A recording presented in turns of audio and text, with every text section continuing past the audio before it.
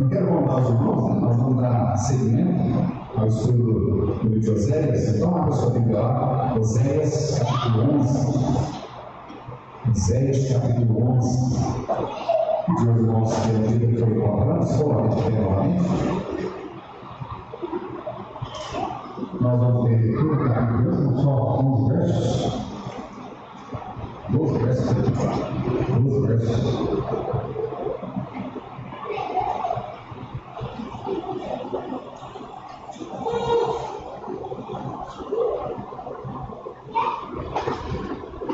Oséias, capítulo 11.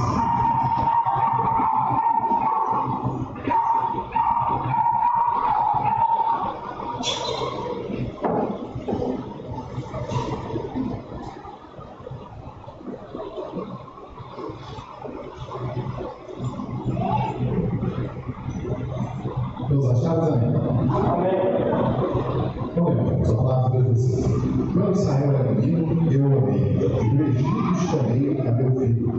Mas como nos chamavam, assim se iam da sua face. Sacrificavam a Baalins e queimavam incenso às imagens de escultura. Todavia, eu ensinei a andar a Efraim, tomando-os pelos seus braços, mas não entenderam que eu os curava. Atraí-os com cordas humanas, com laços de amor, e fui para eles como os que tiram o jugo de sobre as suas queixadas, e lhes dei mantimento. Não voltará para a casa do Egito, mas a Síria será seu rei, porque recusam converter-se. E cairá a espada sobre as suas cidades, construirá os seus anos, e os devorará por causa dos seus próprios conselhos. Porque o meu povo é inclinado a desviar-se de mim. Ainda que chamam ao Altíssimo, nenhum deles o exalta. Onde deixaria, ó Efraim? Onde entregaria, ó Israel? Onde faria como Taimá? Te poria como Zebulun? Está comovido em mim o meu coração, as minhas compaixões, e a uma se assenta.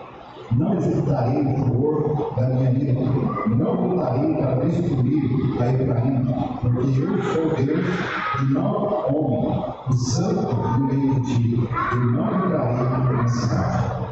Andarão após o Senhor, fugirá como leão, fugindo do exemplo, os filhos do ocidente tremerão. Tremendo, virão como um passarinho, os do Egito, e como uma pomba, os da terra da Síria, e os farei habitar em suas casas, diz o Senhor. Efraim me cercou como um dia, e a casa de Israel por um ganho, mas Judá ainda domina com Deus. E como os santos está fiel. Vamos orar? Santíssimo Deus, nós te agradecemos, ó Pai, pela oportunidade que o Senhor nos deu de chegarmos à tua casa nessa noite, podemos louvar ao teu santo e maravilhoso nome. Agora, Pai, rogamos que o Senhor também fale aos nossos corações e livremente, ó Pai, estuda a tua palavra nessa noite.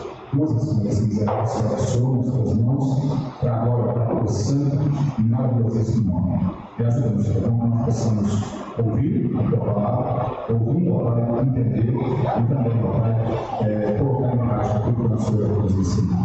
Abençoa para nós, amados irmãos que chegaram, esse material aqui, o Senhor está contigo, a pessoa, a família de Luciano, a Miguel, a Arthur, a Inês, vocês abençoando ali, e a abençoando de volta.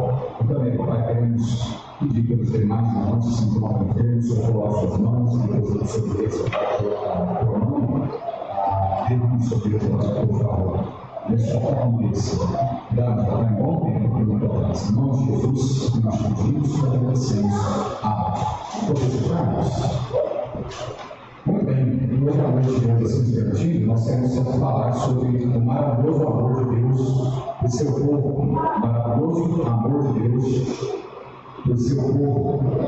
Israel, não é mais, né, aqui a esposa infiel, o escritor agora, Oséias, ele muda mais uma vez a figura e agora ele começa a tratar aqui a Israel como sendo um filho amado, um filho amado. E até esse capítulo aqui nós vamos ter a ênfase no profeta, que é o rei de Israel. A conta Deus, sua ênfase aqui recaiu agora sobre o incondicional amor de Deus. Então, de Oséias, ele vem trazendo justamente esse ensinamento, mostrando o tão grande amor de Deus pelo seu povo, pelos seus filhos. Eu sempre acho que há um grande problema, muitas vezes, principalmente nesse capítulo 11 aqui, onde os calvinistas, eles vão chamar a atenção aqui, voltar a atenção para a questão de que, olha, a vida aqui é um povo eleito, é um povo que Deus elegeu e tal, eles vão levando dessa forma, e eles até fazem uma falha na interpretação do texto, justamente por conta de não separarem como nós separamos a Israel e a igreja. Para nós, irmãos, que somos dispensacionalistas, nós acreditamos, inclusive, sobre essa separação das Sagradas Escrituras que há entre os gentios e entre Israel. Para o povo aí que crê no calvinismo, eles já não fazem essa distinção. Para eles, a igreja é também como se fosse parte integrante ali do povo de Israel. E nós não fazemos essa distinção, ao contrário, nós fazemos a separação. Isso que, inclusive, há de fato uma promessa específica para a nação de Israel, há um cuidado específico de Deus para a nação de Israel, ainda que em alguns momentos da história, tem muitas coisas que acontecem em Israel, também se volta também como ensinamento para a igreja. Em alguns momentos a igreja passa por as mesmas situações, mas nós sabemos e entendemos muito bem essa separação, essa divisão que nós temos nas Sagradas Escrituras entre o povo eleito de fato, escolhido por Deus, que é a nação de Israel, a menina dos olhos de Deus, e os gentios também, que Deus ama todos, quer salvar todos nós cremos assim. No entanto, nós sabemos que há promessas específicas, cuidados específicos sobre a nação de Israel. Inclusive, no final dos tempos, na tribulação, nós sabemos que a nação toda irá se converter em um dia. E essa é uma profecia, uma promessa também exclusiva para a nação de Israel. Nós temos uma profecia com respeito aos povos gentios, só mesmo para a nação de Israel. Nós sabemos, inclusive, que há ali a promessa também daqueles 144 mil testemunhas que serão judeus, que estarão também pregando o Evangelho. Então, nós vemos, inclusive, uma forma diferente na qual Deus trata com a nação de Israel. No capítulo 11, então, nós vamos ver justamente isso. Deus demonstrando esse amor para com a nação de Israel. Mas também se faz, aplicado a nós aqui, os gentios, a igreja, também este amor. Porque da mesma forma que Deus ama a Israel, Deus também ama ao povo o qual ele também salvou dentre os gentios, irmãos. Então nós somos amados por Deus, amém? Todos de igual modo, ainda com algumas diferenças na questão das promessas com respeito à nação de Israel. Então nós temos dessa forma, Então, nós olhamos aqui no livro de Oséias, e inclusive nas Sagradas Escrituras, nós vamos ver como um livro, um escritor bíblico, que retrata essa questão do amor aqui de Deus, o caráter do amor de Deus, por exemplo, como Oséias. Nem um outro escritor ele trata dessa forma. Isso faz com que esse texto aqui, um dos mais sublimes do Antigo Testamento, também do Novo Testamento. Oséias abre que as cortinas do céu nos revela o amor de Deus de forma singular. Ele mostra o fato que esse Deus, o qual nós servimos, esse Deus que nos amou, ele nos ama apesar dos nossos pecados, apesar da nossa volta na rebeldia constante de viver contrário àquilo que é a vontade do nosso Deus. Então, nós vemos isso aqui na história de Israel, aqui, Deus demonstrando esse amor para com o seu povo. Então, nós vamos estar vendo hoje à noite sobre esse maravilhoso amor de Deus do seu povo. E aí, irmãos, nós vamos fazer aqui a organização amanhã, onde nós podemos ver tanto o amor para com a nação de Israel, como também a similaridade do amor dele também demonstrado para com o povo gentil. Nós recebemos a ele como seu suficiente salvador. Primeiramente, Oséias mostra por esse versículo 4, o amor de Deus como sendo um amor incondicional. E olha como ele mais uma vez, verso 1. Da parte A do versículo, ele diz assim: quando Israel era menino, eu o amei. Então, o amor de Deus aqui, ele é incondicional. A sua causa está justamente no fato de que ele decidiu amar o homem, apesar dos seus muitos pecados, apesar da sua rebeldia. Nós sempre aprendemos na Sagrada Escritura sobre essa questão do verdadeiro amor, né? Que não é um sentimento, mas é uma decisão, amamos. Nós só conseguimos, inclusive nós que somos casados, né? Nós só conseguimos nos manter casados justamente porque nós decidimos assim. Não é que em momento algum, né, o nosso cônjuge, ele não vai de repente fazer algo que desagrada, não é nada disso, né? Em vários momentos aqui eu sei, não há um relacionamento, vamos dizer assim, entre casal que seja perfeito, igual a pessoa nunca ela fez nada que te desagradasse. Mesmo que seja uma pequena coisa, você pode ter certeza que seu cônjuge, ele segue não fez, ele fará. Você tem os mais novos aí de casamento, já passaram por isso, não são tão novos, mas assim, no matrimônio. Aqueles que estão pensando em casar, também lembre-se disso. Então não adianta, né, depois do casamento, a pessoa fala assim, mas eu vou largar por conta disso, porque fez isso, porque fez isso. Não, porque é uma decisão de amar. A gente decide amar as pessoas, o nosso cônjuge ali, apesar de serem defeitos. Amém, irmãos? Amém, irmãos? Muito bem, você tem esposa decidiu me amar, apesar de ter defeitos. Assim, outro dia eu até falei na igreja, né? As pessoas jovens estão namorando para encontrar as qualidades. Não, você tem que namorar para encontrar os defeitos. E aí você analisar se você realmente vai decidir, né, conviver com essa pessoa, com esses defeitos para essa vida. Porque nem de nós somos perfeitos, nem o homem é perfeito, a não ser que desceu do céu, Jesus Cristo. Amém? Ele é muito perfeito. Amém? Então mesmo, né, o amor, ele deve ser assim mesmo, uma decisão, é emocional, não é por conta do que a pessoa faz ou deixa de fazer. Nós conseguimos tratar isso também muito bem, na questão do amor dos pais para os filhos. Apesar de muitas vezes os nossos filhos de repente serem rebeldes, os nossos filhos de repente se colocarem em caminhos os quais nós não queríamos que eles se colocassem, nós ainda assim os amamos. Amamos.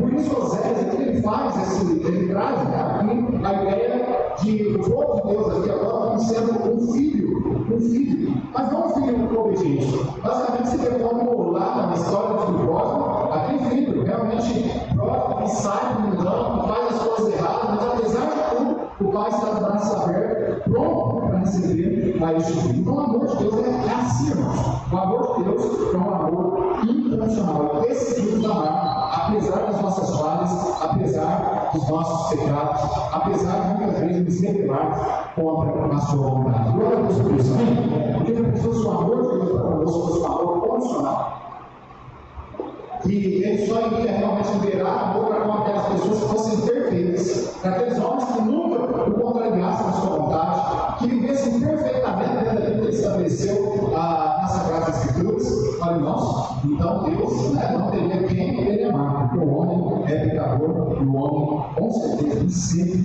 irá desviar dos caminhos perfeitos dos quais Deus quer dele. O amor de Deus é incondicional para conosco. O amor de Deus é uma decisão. Então nós vamos aí na parte A do versículo 1, dizendo, quando Israel era menino, eu amei. Deus decidiu amar a Israel. Assim também Deus decidiu amar a todos os homens. A palavra de Deus diz lá em João 3,16, eles vêm princípio, porque os nossos diz, porque Deus amou o mundo. O amor dele não só estava sobre Israel, mas o amor dele antes mesmo que o mundo fosse criado, Deus havia amado todo o ser humano. Amém? Todos. E o desejo dele, inclusive, também é salvar a todos. A palavra de Deus, inclusive, diz que o desejo dele é que nenhum se perca, mas sim que todos sejam salvos. Amém? Então veja, né, o amor de Deus aqui, ele decidiu amar o homem, apesar do homem viver de forma errada. Amar aqui significa então escolher, mas não aquela escolha, que, como eu disse, os calvinistas acreditam que Deus escolheu específico, não, Deus escolheu a todos, ele ama a todos, ele quer salvar a todos os homens.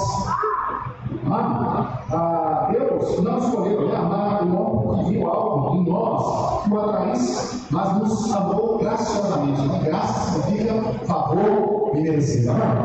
Ele não olhou para nós e achou em nós como essa pessoa é boa, como essa pessoa deve realmente receber o amor. Não, pelo contrário, ele amou apesar dos nossos pecados, das nossas iniquidades. Uma das ênfases, inclusive aqui de Oséias, então o livro é que o pecado de Israel ele estava constante, e mesmo assim também Deus demonstrava a sua misericórdia, demonstrava o seu amor, a sua bondade para com a nação durante todo o tempo. Mas nós estamos agora no capítulo 11. Capítulo 11 agora, Deus vai executar a sentença sobre a nação de Israel.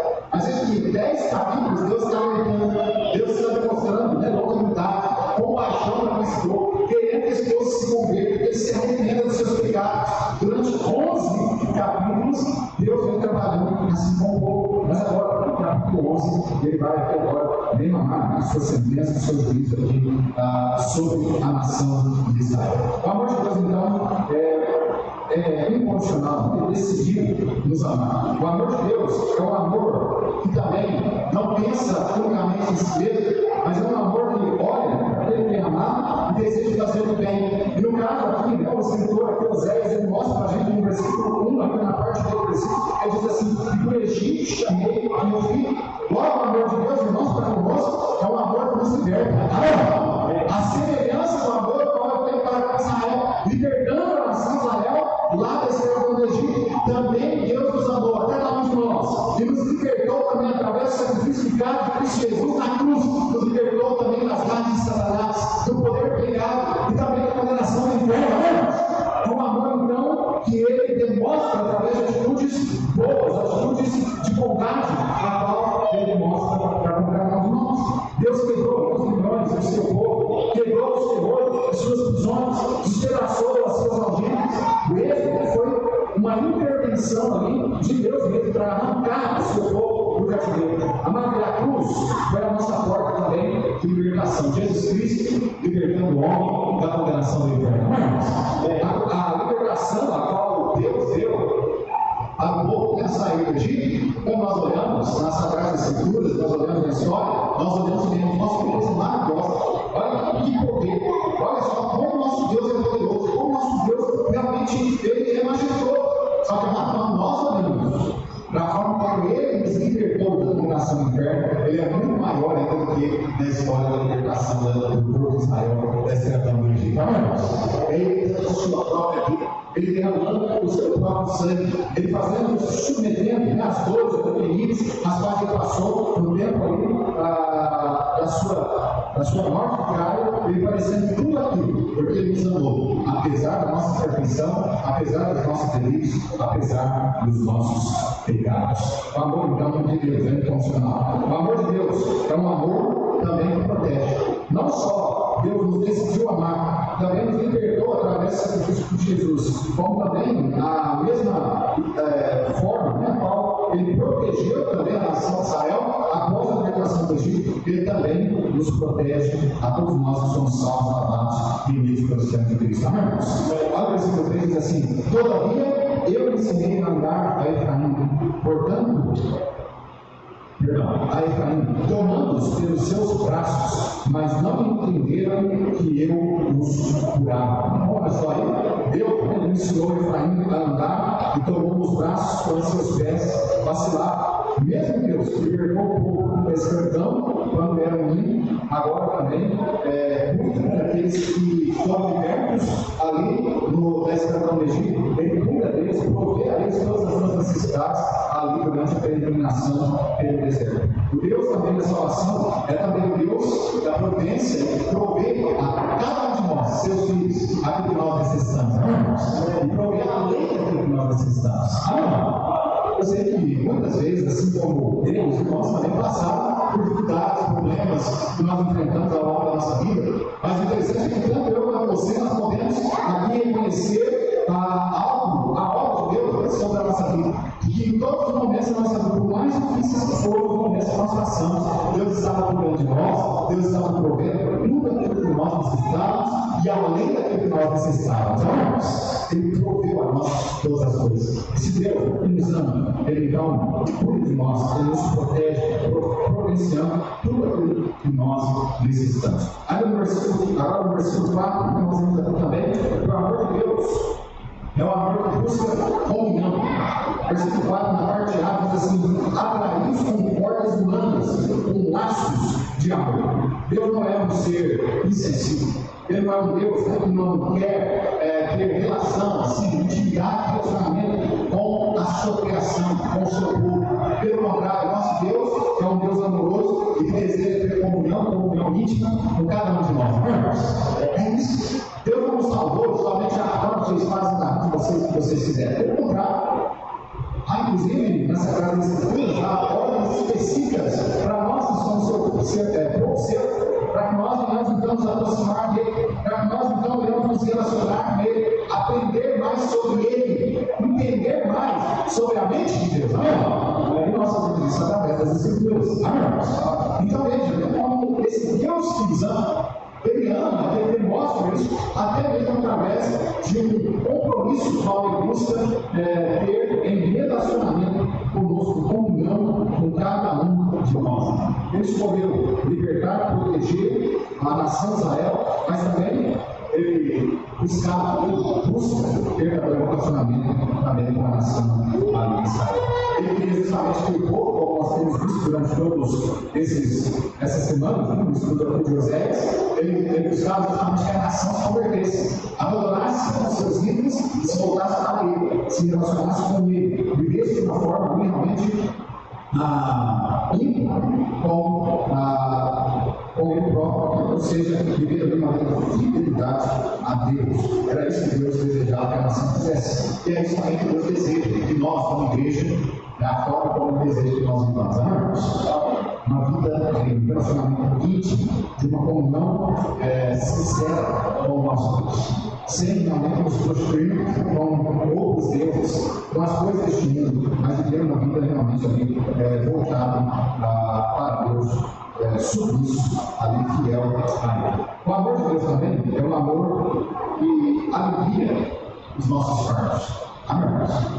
É bem isso. Quando nós entregamos a nossa vida ao Senhor Jesus Cristo, aquele dia, eu acredito que os irmãos sentiram a mesma coisa, mas aquele dia que eu entreguei minha vida a Jesus, parece que naquele momento Deus tirou da minha costa toneladas e toneladas de peso que eu carregava. Era justamente o preço, o fardo dos meus pecados. A vida estava levada a mim e não agradava a Deus de forma nenhuma. Olha que não é diferente também com Israel, e não é diferente também conosco, né? A igreja, quando nós nos relacionamos com Ele, quando nós entregamos a nossa vida a Ele. Olha o versículo 4, a parte dele, o versículo diz assim: e fui para eles como os que tiram o jugo de sobre as suas queixadas. Aquela ideia daqueles dois animais que estavam ali andando, de repente, arando a terra, ou levando uma bagagem ali pesada, mas de repente tiraram tudo sobre ele, aquele jugo, e ele agora vive de uma forma leve.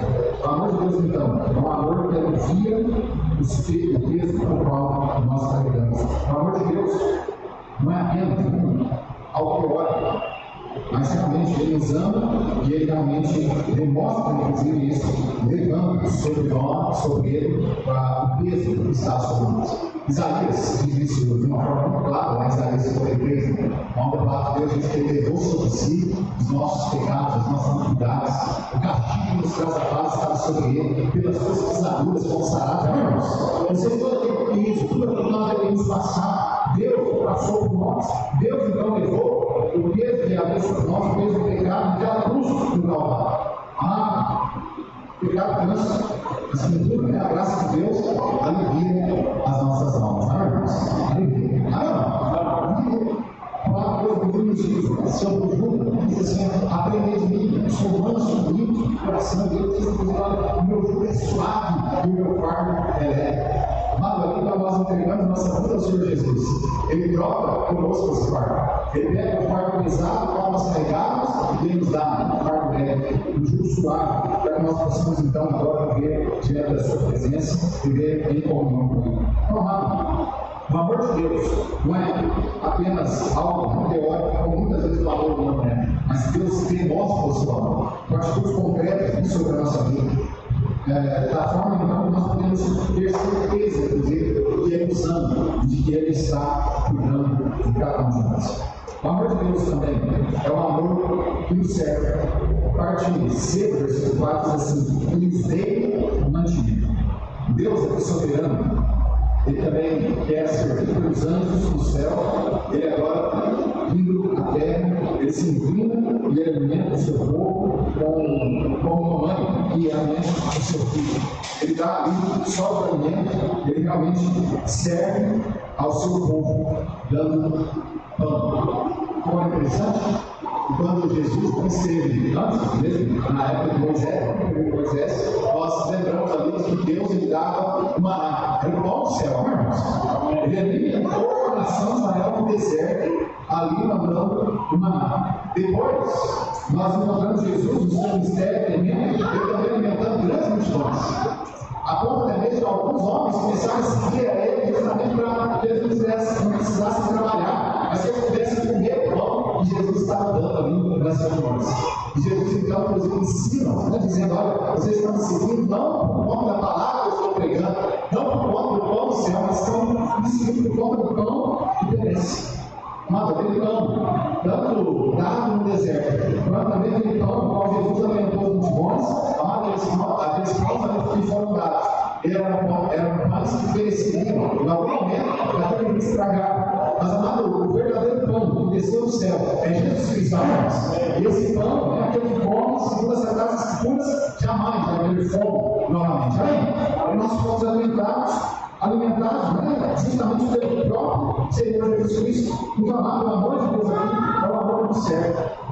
Jesus serviu a sua própria vida a nós.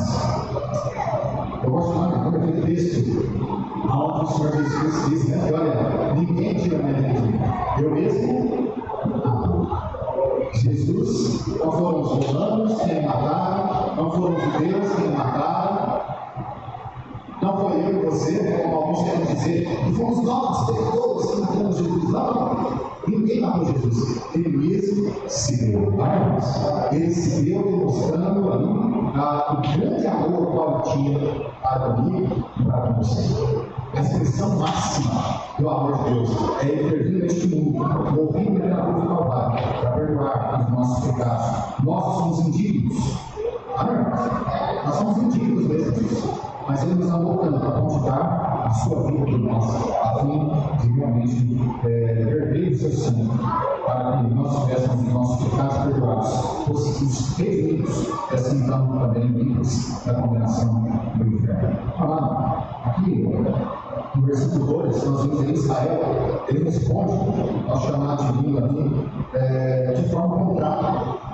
Apesar desse tão grande amor de Deus, de dar a sua vida ali naquela cruz Calvário, ele, Israel, ele mostra ali uma atitude contrária do que deveria ser a atitude de alguém que recebeu também amor. Não diferente também de nós. E também recebemos tão grande amor de Deus através da salvação, como nos deu, mas muitas vezes o que nós retribuímos, o que nós damos a ele de volta, não é um amor tal como ele nos deu, mas pelo contrário, nós fazemos algo completamente contrário. Olha o versículo 2, mais uma vez, que diz assim: quanto mais eu o chamar, tanto mais se iam da minha presença. Olha só, como esse amor que muitas vezes é retribuído, o amor que ele tem para conosco muitas vezes é retribuído assim. Olha, Israel apostatava da fé, estava indo para longe de Deus, para distante de Deus. Irmão, nós recebemos tão grande amor do nosso Deus, mas muitas vezes nós estamos agindo tal como o povo de Israel, indo para longe de Deus, vivendo longe de Deus. Estamos fazendo tudo contrário ao que é a vontade de Deus para as nossas vidas. Só como nós retribuímos o amor tão grande de Deus que ele tem mostrado a nossa vida. Será que você tem retribuído esse amor que Deus tem mostrado por você dessa mesma forma como Israel? Será que nós estamos realmente buscando viver uma vida diante da presença do nosso Deus? Buscando realmente agradar a Ele em tudo, dando de volta a Ele o mesmo amor do qual Ele nos deu primeiramente. Esse é o nosso desejo como igreja, como salvos, lavados e limpidos pelo sangue de Jesus. Demonstrar o amor na mesma escala de pureza, na mesma escala de tamanho, o qual Jesus Cristo demonstrou para conosco. Nós devemos demonstrar também para com Ele. Amém? Esse seja o nosso desejo. Olha só, também Israel respondeu ao amor divino com idolatria. Aí no versículo 2, na parte dele, no versículo ali, diz assim: sacrificavam a Baalis e queimavam incenso às imagens de escultura.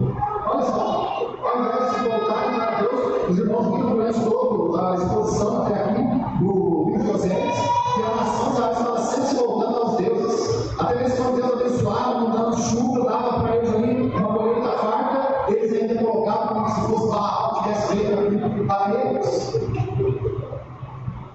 Mas só, afinal, nós não estamos da mesma forma, Deus está nos abençoando, mas às vezes pode ser que nós estamos ali colocando aquilo como se fosse um inimigo ali na nossa frente, adorando alguém, agradecendo aquele inimigo ali pelo que Deus está fazendo ali em nossas vidas, mas talvez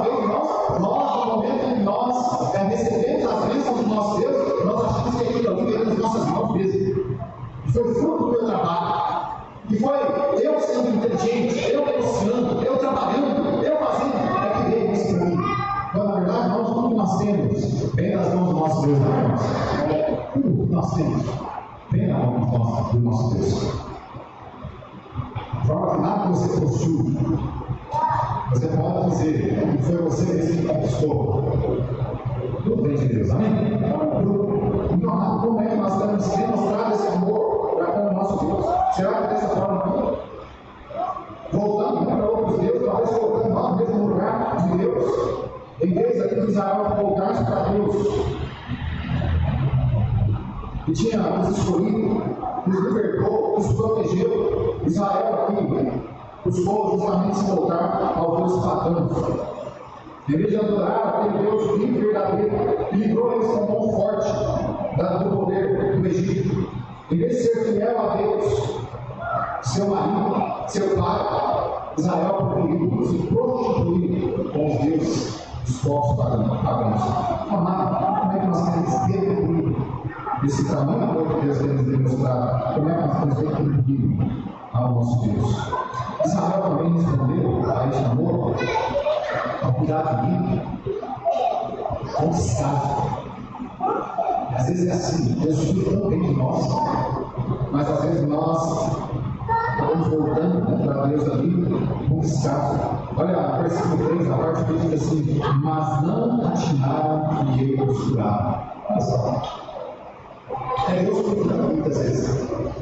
E olha, cuidado com o grande, ela está pegando o pescoço para alguns crentes, né? Quando eu vejo eles falando sobre o livramento que Deus deu para eles, eles falam assim: pastor, mas olha, foi uma sorte. Gente, que sorte é essa? Quem nos livra é Deus, não? Quem nos protege, quem cuida de nós é Deus, não? Nós devemos dar a glória a quem realmente merece a glória, não é o nosso Deus, não? Não sorte. Crente não tem sorte. Crente tem o cuidado de Deus, tem a provisão de Deus, não? É isso que crente tem. Isso quantas vezes pode ser que saiu da sua boca também, com certeza, em algum momento saiu da minha. Que sorte! Ainda bem que eu caí.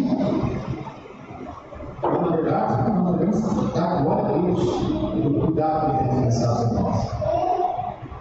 Essa semana passada, voltando de Franca, na hora eu lembrei do irmão Lucas e da Priscila.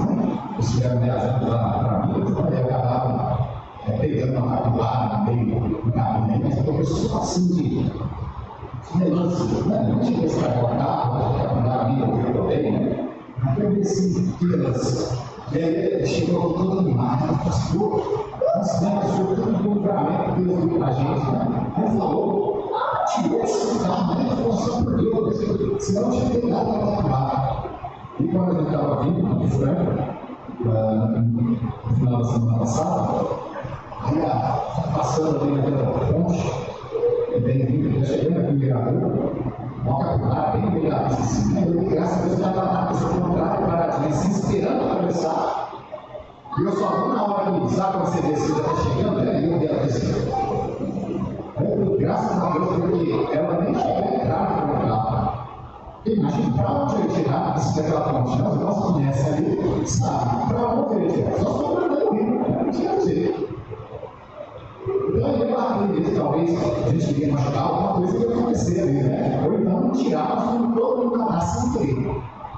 Isso é Deus livrando, não é?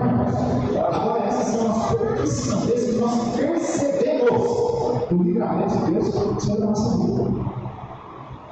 Mas Deus nos livra a todo instante, não é, irmãos? Todo momento Deus está vindo. A palavra de Deus diz que nós somos entregues à morte todos os dias. Mas é Deus que nos conduz, é Deus que nos livra, é Deus que vai dando para nós a vida, vai nos conduzindo para este mundo. Então, irmãos, Israel já tinha vindo, os seus juízes errados, eles olharam os cuidados de Deus sobre a sua vida, eles olhavam ali com desdém, com descaso, não estavam nem ligando para o comunhão. E é assim que nós agimos, muitas vezes. Hoje nós aqui, não precisa nem responder. Também foi envergonhado, mas quando você acordou hoje, você abriu o olho assim, você agradeceu a Deus por mais um dia. Na hora que você levantou os seus mãos, graças a Deus. Olha, eu consegui levantar de novo. Olha, eu consegui ficar de pé.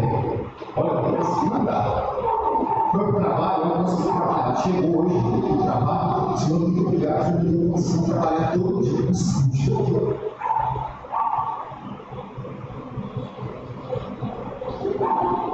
Como nós olhamos essas coisas, né? Estamos tão acostumados, nem olha mais isso como bênção de Deus, como cuidar de Deus sobre as nossas vidas. Não é verdade? A gente está tão acostumado. Talvez você até agradecer, pastor, eu agradeci. A primeira coisa que eu faço é orar, eu agradeci a Deus, por mais que um dia que me deu. Que bom.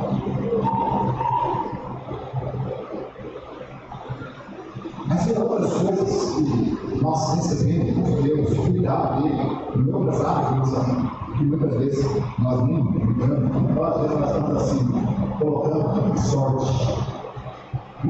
Se foi fulano que me deu, olha, se não fosse fulano, olha, se não fosse Deus, deixei a oração desse fulano, para te abençoar da forma como te abençoou, também não deveria receber não. Não há, pelo menos cuidado. Porque o amor de Deus é tão maravilhoso sobre as nossas vidas, mas quantas vezes nós estamos ali devolvendo a Deus, não a mesma medida com que Ele nos amou, mas a medida contrária. Ao contrário, é tal como aquele pai que ama o filho, que dá a mãe, que dá tudo para o filho, que deu a vida para aquele filho, é aquele filho rebelde, aquele filho que cada vez vai se distanciando mais de casa, que sai, rebelde contra a pai, contra a mãe, contra o filho, daí a vida contrária. A vida nós estamos vivendo exatamente assim. Talvez nós somos o próprio. Nós só saímos daqui, de corpo. Mas talvez o sentimento, a alma, o espírito, vai ser o nome da casa do Pai, da presença do Pai. Tomar, dentro disso, certeza dessa questão, venham demonstrar o mesmo amor com o qual Ele nos amou, venham também retribuir da mesma forma. Segundo, a disciplina justa de Deus. No versículo 5 ao versículo 7, ele vai falar sobre essa disciplina. O processo de Deus contra os filhos desobedientes. E resultou aqui no regime de condenação. Nós vimos vendo, Deus fazendo alerta o tempo todo ali e tal, mas agora, né? O veredito agora. O juiz agora determina a sentença, e essa sentença é de condenação. A sentença está para ser pronunciada, ela é pronunciada aqui no versículo 6, no versículo 5 e no versículo 7 do nosso texto aqui. No versículo 6 ele mostra a invasão, no versículo 5 o exílio, e no versículo 7 aqui o cativeiro penoso, o qual a nação iria ter que suportar com o povo sírio. Então, o amor de Deus aqui ele é incondicional. Nós sabemos disso. O amor de Deus é maravilhoso. Amém, irmãos? Ele nos ama apesar das nossas falhas. Amém? Só que o amor de Deus, ele não é um amor irresponsável. Amém? Eu amo meus filhos. Você não também não. Os seus filhos. Eu sei que meus pais me amaram. Que muito. E eu sei que eles me corrigiram para o meu bem. Não porque eles me odiaram. Os seus pais se corrigiam, ou os teus pais, aqueles mais novos aí, te corrigem, justamente porque eles te amam. E eles querem livrar você de uma vida ruim, de uma vida de sofrimento, de uma vida de penoso labor. E assim também Deus age na vida do seu povo. Então, por diferença aqui, né, é uma questão de Israel. Deus aqui, então, ele é aquele que ama incondicionalmente, mas ele também corrige. Ele também age de forma responsável, como o pai responsável que ele é. Então, nós precisamos entender isso. Entender que, apesar desse amor tão maravilhoso que muitas vezes nós olhamos, para Deus nós não chegamos a esse amor maravilhoso, nós precisamos também entender que o amor dele é maravilhoso, sim, mas ele não é um amor responsável. Igual muitos aí fora, inclusive, que se dizem cristãos, evangélicos e tudo mais, acham que é. E que, olha, eu estou cuidando mesmo, eu posso viver do jeito que eu quiser. Eu posso me vestir do jeito que eu quiser, eu posso me comportar dentro da sociedade do jeito que eu quiser, não importa nada disso, porque Deus não me ama do jeito que eu sou. Olha, Ele até te ama do jeito que você é, mas Ele jamais vai deixar você do jeito que você está. Amém? Aonde Jesus chega, Ele transforma. Amém? Ele transforma. Então, veja que é isso que Deus ama todos os homens. Incondicionalmente, mas no entanto, nesse amor, ele busca, salva, e no entanto, ele também transforma, ele faz com que essa pessoa vive de acordo com o que é os princípios estabelecidos por ele. Então, lembre-se disso. Não vamos ficar tal como esses muitos que estão por aí, a Deus é amor, e aí vamos viver a vida de gente. O apóstolo Paulo, então o apóstolo Paulo já combatia pessoas que pensavam assim já lá no primeiro século, no período apostólico. Paulo mostra isso para a gente nos seus escritos, quando ele diz assim: vocês vão permanecer e brigar para que a graça saúde de modo. Amém? Não? De modo. Porque havia um grupo de pessoas que achavam que quanto mais explicavam, mais a graça de Deus era legal sobre eles. Eu, de certa forma, eu estava pensando assim: quanto mais eu pego, mais Deus me abençoa. Olha o pensamento louco. É doido, vai? Quanto mais eu pego, mais a graça de Deus é legal, quanto mais bênçãos de Deus, mais amado por Deus. Como não? Essa não é uma verdade. Deus ama. Cada um de nós, irmãos, agora é óbvio, ele tem muito mais prazer naquele que é obediente. Amém? De forma que ele abençoa mais aquele que é obediente. Eu não estou falando, porque todas as vezes que a gente fala bênção, as pessoas querem apelar a bênção a uma questão financeira. E aí, tem crente que olha para o lado assim e fala: pastor, como é que pode ser negócio? Eu faço tudo certinho, entendeu? Mas não é assim, isso aqui a vida dele é um bicho. Mas olha lá, gente, olha de carro, tem casa própria, olha lá, tem trabalho próprio, olha que coisa.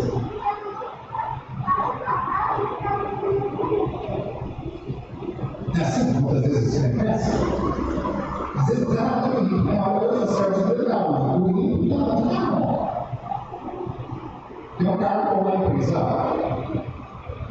tem que parar para pensar nisso.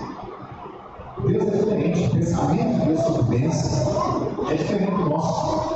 Nós precisamos pensar, mudar aqui na mente, mudar o pensar sobre o que realmente tem valor e o que não tem valor. Nenhum quase é supérfluo. Olha, o que é mais valoroso para nós que somos salvos são as bênçãos espirituais, não é?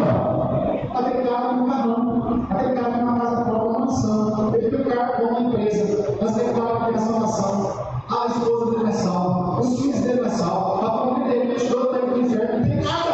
E nós temos tudo, né? Nós não para de pensar desse jeito. É um monte de gente que os caras que Deus me abençoe.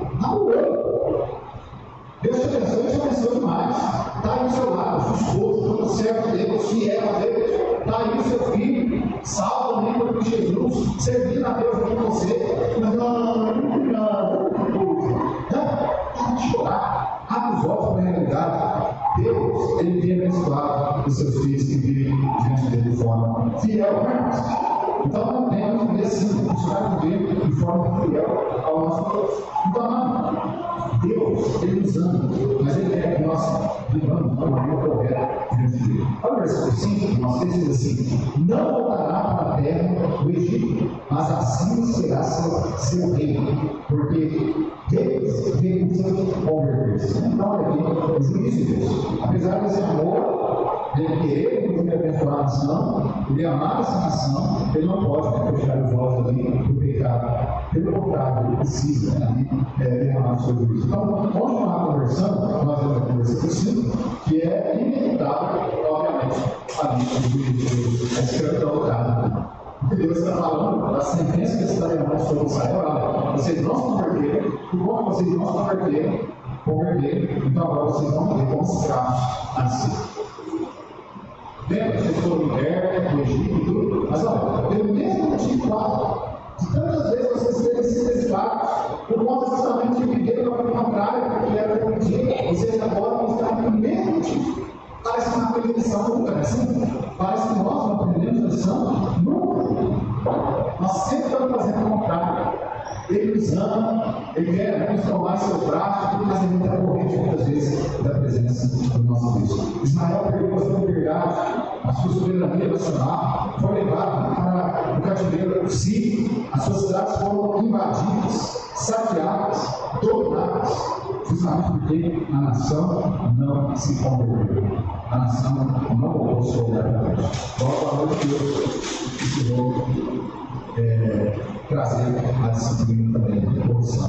Olha para o versículo 6, nosso texto cairá a espada sobre as suas cidades, e consumirá os seus campos, e os devorará por causa dos seus próprios conceitos. Olha aí, vamos continuar com a obediência?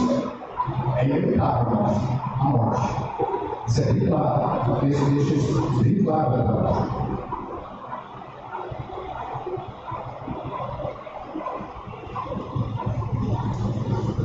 Regeneração anda desobediente, anda longe de Deus, o juiz de Deus recai sobre eles, e olha agora a espada, os inimigos vão vir para eles e vão matar a gente. Não todos, porque Deus tem, lembra? Nós falamos isso algumas semanas atrás. Deus tem um pacto com a nação Israel, Deus vai cumprir essa nação. O pacto que foi lá com Abraão, que seria uma grande nação. Mas essa nação está sendo corrigida. Muitos iriam morrer ali justamente por causa do pecado da desobediência. Israel não acabou os ouvidos da voz dos profetas de Deus, rendeu-se aos caprichos do pecado. O resultado foi a espada dos inimigos, a invasão das suas cidades, o cativeiro, como o texto aí mostra para nós. Irmão, será que nós temos feito isso? A palavra de Deus vem e nós tapamos os nossos ouvidos. Nós não queremos pensar. O pastor está falando, mas eu saí daqui a vida sério do jeito que eu estava. É assim. Ou será que nós vamos voltar os nossos olhos para Deus? Para a situação falar, nós vamos aplicar a palavra, nós vamos dar converter os nossos caminhos, abandonar os pecados, colocar aquilo que agrada a Deus em prática nas nossas vidas. Será que nós vamos precisar do juiz dele ser derramado sobre nós? Olha o verso 7, diz assim: o rei de Samaria será desfeito como. Verso 7 do capítulo 11: porque o meu povo é inclinado a desviar-se de mim, ainda que chamam ao Altíssimo, nenhum deles o exalta. Olha aí, irmãos, continuar a fidelidade é inevitável também, que Deus quer a sua bênção. Olha, o texto deixa bem claro para nós, porque o povo é inclinado a desviar-se de mim, ainda que chamam ao Altíssimo, nenhum deles exalta. O povo de Deus é sempre inclinado a desviar-se de Deus. Logo é Deus que quer a sua promessa, como nós vimos na semana passada. Semana retrasada. Mas sim, o homem quer essa promessa. Quantas vezes a gente escuta, né? A gente fala assim: mas olha, é Deus, né? A gente escuta tanto Deus, os pregadores pregando, a gente lê na Bíblia, que Deus iria resultar com a gente e tal. Tudo acontece, né? Você já conseguiu olhar na sua vida para ver se é Deus que está quebrando a promessa ou se é você? Eu cansei de falar aqui, né? Basicamente, quase todas as promessas da Bíblia estão condicionadas a algo que nós fazemos. Então não adianta usar os braços, não fazer nada, ou então fazer o contrário daquilo que era para que eu fizesse, e aí querer receber as bênçãos de Deus. Não vá.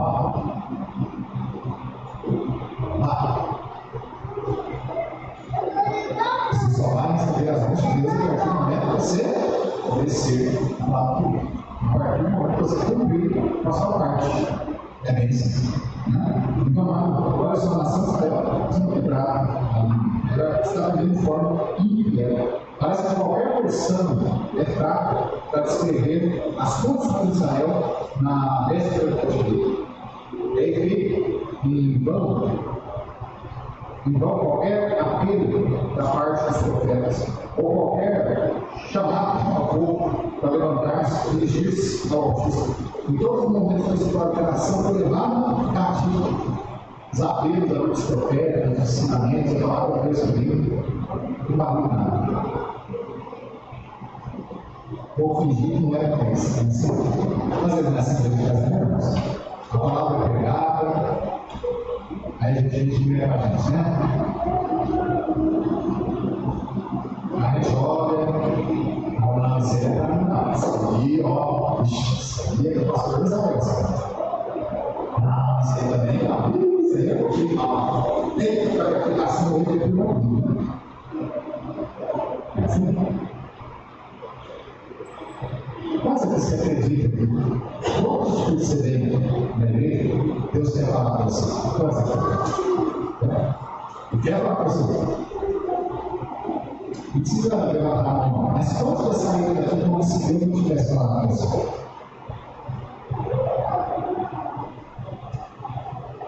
Mas ele quer falar comigo. Eu estou na casa dele, na presença dele. Eu me escutei falando, tem algo errado, eu vou. Ele quer falar com você. Assim como ele quer falar comigo também. Todos os outros, amém? Ele não faz essa argumentada, se reclamar, chegar aqui, para não falar nada comigo. É um Deus que quer se relacionar conosco. Ele tem intimidade conosco. O problema é que muitas vezes nós sentamos no banco, precisamos pensar no jornal daqui a pouco, alguma novela que depois vai passar, é uma novela dos crentes. Igual eu falando dos crentes, tem novela dos crentes? Não tem? Tem não, tem novela dos crentes, não, não é Deus. Então, mostra o crente ainda que assistindo essas porcadas e acha que tem tudo aquilo lá na Bíblia. Aí a gente vai conversar com sobre o que futebol na escola assim, não. Eu vi lá na novela. Não. Você pega a história, mas você está fugindo. Você vai fazer um negócio que era 9 meses de novela, 10 meses de novela, e você acha que tudo que é valor lá está na Bíblia. Aí fica lá de gato na cabeça do escreve. Porque a gente está assim, fazendo a igreja esperando, está assistindo uma coisa, de repente, um jogo, sei lá o que. É um estudo que eu estou falando mesmo. Impedância, tem transformação, porque o que muda as nossas vidas é a palavra de Deus e o Espírito Santo de Deus. É isso mesmo. Sabe, precisa ouvir a palavra de Deus. Era a verdade do Espírito Santo de Deus trabalhar na minha vida. Amém? Então, olha só. A nação, ela recebe também a disciplina de Deus. Terceira, a compaixão, ela é aqui também. Compaixão de Deus aqui é algo sublime também, versículo 9, nós encontramos aí no nosso texto, Deus, apesar do juízo, apesar do amor, do juízo aqui dele, ele está corrigindo, disciplinando a nação, só que também faz tudo isso com compaixão, como o marido ali, traído, que nós encontramos no início do livro ali, Oséias. Ele olha e ele ama a sua esposa, apesar de tudo isso. Assim também é Deus. Ele olha para nós, nosso povo, ele olha para a igreja, muitas vezes nós estamos tentando comprar, nós estamos tentando pegar, mas o desejo dele é que nós voltemos a ele. É que nós nos arrependemos, que nós nos aproximemos dele, a compaixão de Deus está estabelecida sempre diante de nós. A compaixão de Deus pelo povo da criança continua inapelável.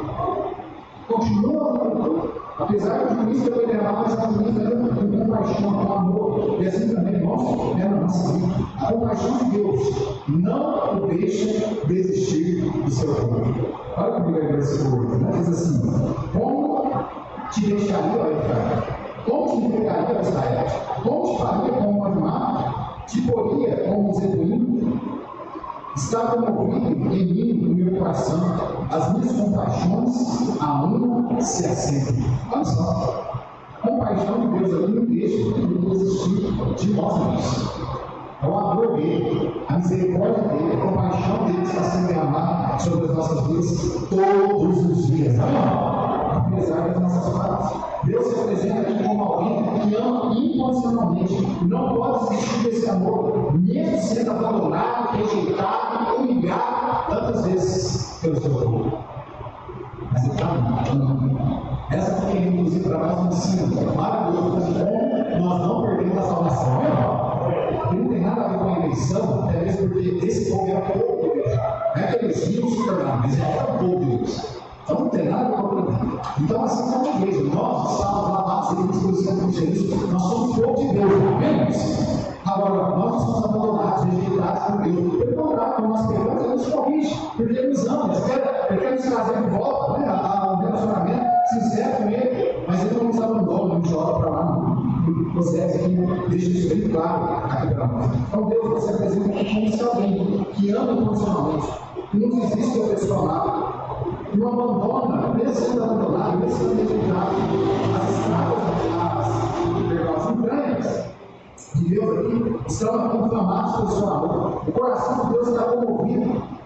E é por essa razão aqui que Israel não sofrerá o mesmo destino das cidades da Rima de Admata, que foram construídas Junto com Sodoma e Gomorra, nós encontramos um texto falando sobre isso, lá em Deuteronômio 29, 23. Aquelas cidades foram destruídas, mas vocês não vão ser destruídos, não, porque eu amo vocês. Vocês não vão ter o mesmo destino daqueles homens ímpios, não, porque eu amo vocês. Assim Deus olha para a gente, amado, apesar dos nossos pecados, da nossa vida, né? É rebelde contra Ele, mas Ele olha para cada um de nós, na igreja dele, Ele olha e fala assim: olha, vocês não vão ser destruídos, não, mas eu preciso corrigir vocês. Eu quero mostrar que o meu amor para vocês é um amor responsável, não é um amor suficiente. Eu quero que vocês venham e voltem novamente para mim. Amém, irmãos? Então, a compaixão dele é quase que nós fomos destruídos. O amor dele para com o seu povo, com seus filhos, é um fato que faz com que nós sejamos lançados novamente no inferno. Ele nos ama emocionalmente e ele demonstra uma compaixão extrema para conosco. A compaixão de Deus aqui também suplanta a sua própria lei. Olha o versículo 9, o início do versículo diz assim: não executarei o furor da minha ira, não voltarei para destruir a Efraim.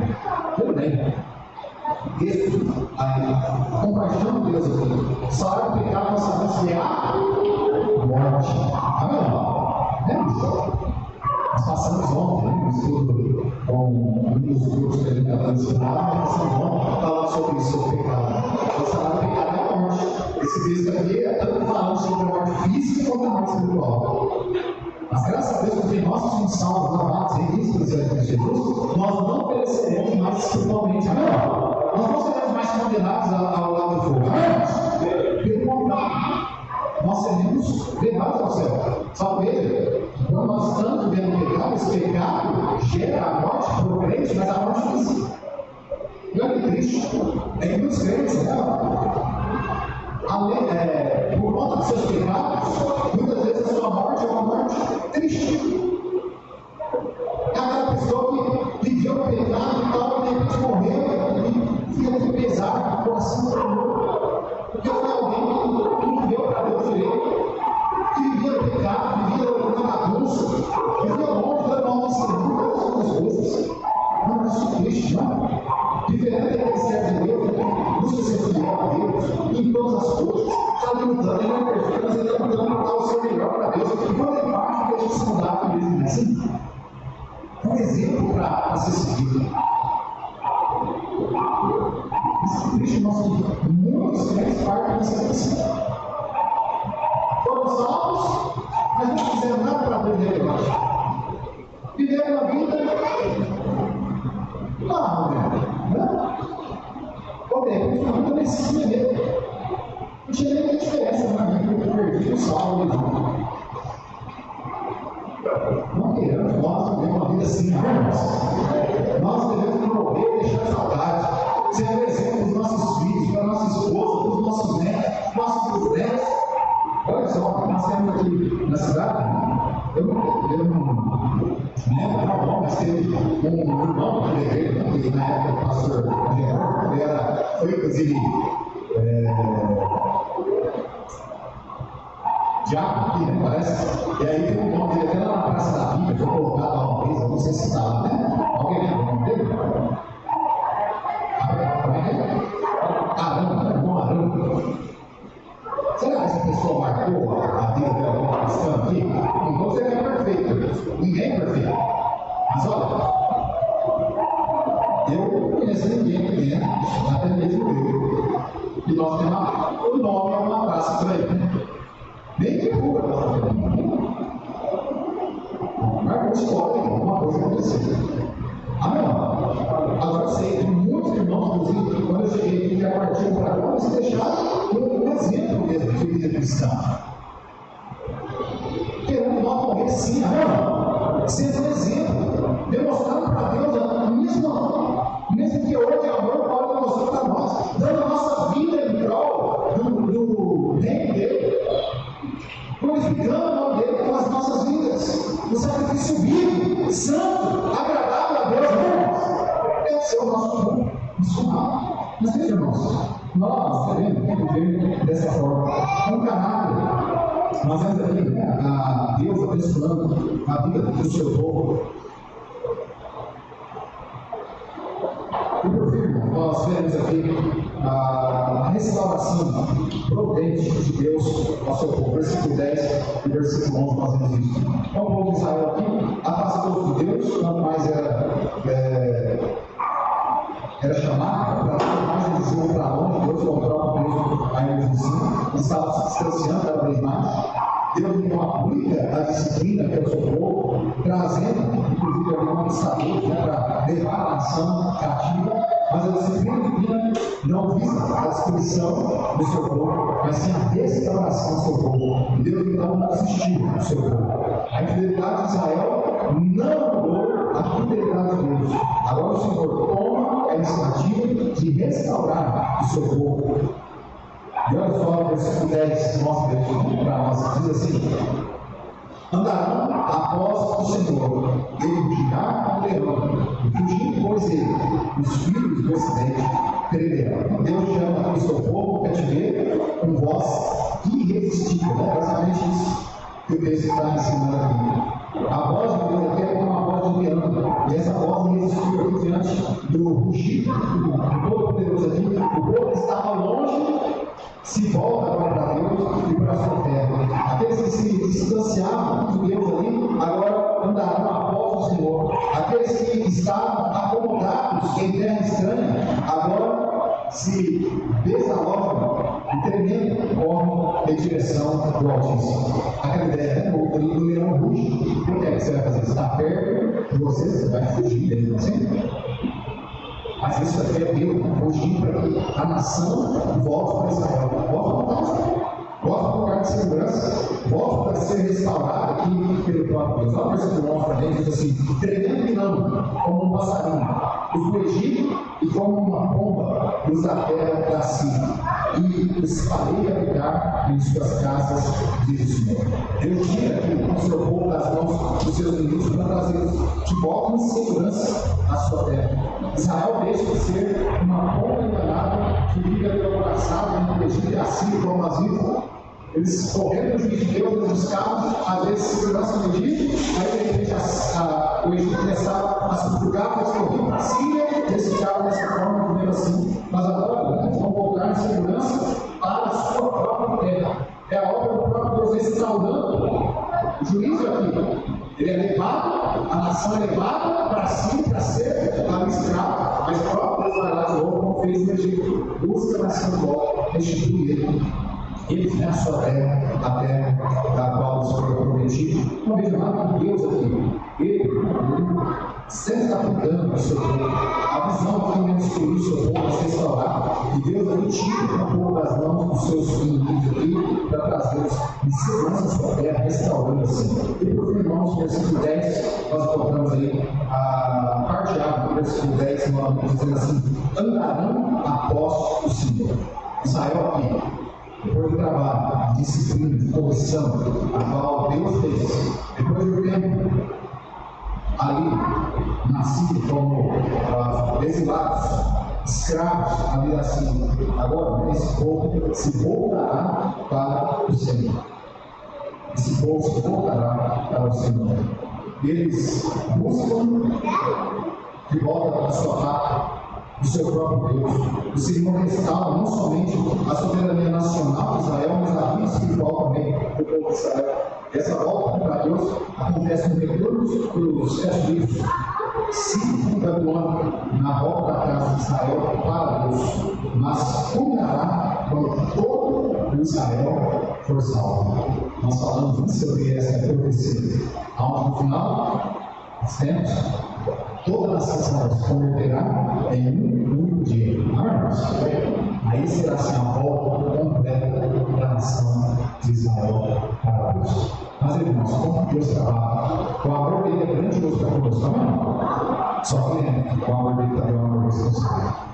Ele não vai olhar para os nossos pecados como aquele vôlei que olha assim, cuidado, mentira, não deixa, tem um menino, não, ele não isso mesmo. Ele ama profundamente a cada um de nós, mas esse amor dele é um amor responsável que pune o pecado, disciplina o pecado nas nossas vidas. Esse essa disciplina de Deus também sobre as nossas vidas é uma disciplina também não para a nossa perseguição, mas para nos restaurar, para nos trazer de volta a plena comunhão com Ele. Amém, irmãos? Então, vemos isso.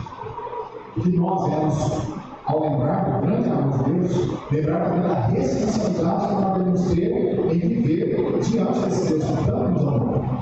Viver de forma digna, de forma correta, obedecendo a sua palavra, buscando cumprir aquilo que Ele tem nos mandado fazer.